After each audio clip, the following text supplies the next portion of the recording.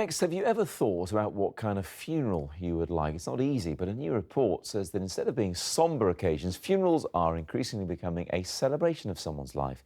The Co-op says many people prefer to have a party now instead of a wake, and it's released pictures of some of its more unusual funerals. Among them, this one where the funeral procession was led by a person dressed as Darth Vader, another one with a leopard print coffin and mourners wearing leopard print clothes. Also one which was themed around, yes, you can guess it, Only Fools and Horses of the TV and other famous TV comedies as well. With me now is Poppy Mardle, who runs her own funeral company, and you do it with a bit of a difference as well, Poppy. Please explain. Well, really it's about taking a kind of human approach to our work. So it's about providing people with flexibility and choice and just recognising that every family is an individual. So whether that might be the daughter organising a kind of tomato plant floral tribute or family and friends weaving flowers into a kind of bamboo or willow coffin. It's just really about treating everyone as an individual. On social media, Fiona told me she had planned her funeral and didn't want any dark colours and no morbid hymns. Laura said she loves how in South America funerals are a good excuse for families to have a party and celebrate their loved one's life. Are you seeing more of these influences now? Definitely. I mean, I think the phrase celebration of life is really interesting because you can't force that. You know, if the circumstances are devastatingly sad, people maybe not feel like celebrating. But I think it's about recognising that kind of black Dickensian parade of hearse and limousines and man in top hat and cane at the front isn't necessarily appropriate for everybody. No.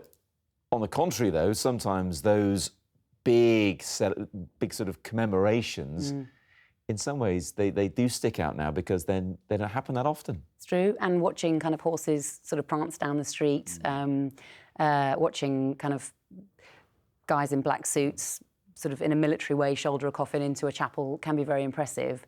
I think that's the point, is it's about what's appropriate to the occasion. And do you find it's becoming easier for loved ones to come into you and talk about it, and that people are planning them more often? Yeah, I mean, being a 34-year-old woman, you know, our offices are kind of light and airy. It's about trying to make the experience as free of fear as possible. We can't reduce the loss. Loss is absolutely appalling, but we can make ourselves approachable and human, and I think therefore people feel more comfortable to come in. I think people also recognising that if they don't talk about what they want now, then there's a chance they might not. Will. Yeah.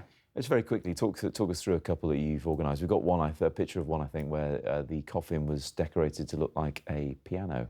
Yes, this was a lovely man who was a musician, and it was obviously entirely appropriate that his coffin would be printed with the piano, carried by his daughter and other family members with our team. Natural burial, so that's beautiful in the woodland. Just entirely him, right for him. And we've had other funerals where, for example, the family want the coffin to come home before the funeral, which was, you know, a traditional thing to do. In London, that can be a real challenge. People live in these narrow townhouses, so we've kind of taken windows out, coffins have gone through, living room windows. It's always an adventure. It certainly sounds like planning ahead is probably a good idea. Poppy, thank you so much for coming in. Thanks for having me.